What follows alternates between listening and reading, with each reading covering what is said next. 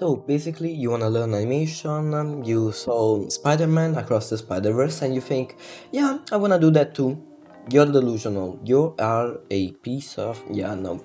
You aren't, but thousands almost of people worked on that movie, and they all got paid a lot more than you.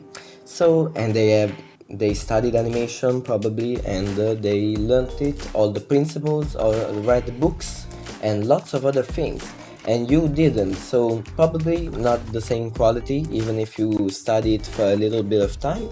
But with Blender, a free program, open source, you can start doing something like that that will make you happier in life and maybe find you a job. But I have a graphic tablet and you don't, so how can you start animating? Yeah, a graphic tablet, any tool or paid program will not help you get better at animation. It will only make you faster and the process more enjoyable. So don't buy anything, start animating, learn from tutorials but not too many, because the most important thing isn't tutorials but actually practicing in Blender.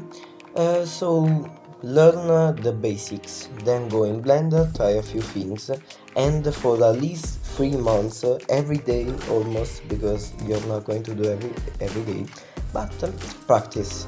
And when you are a little bit better, keep going with tutorials like the ones I have in the description. Yeah, and that's it.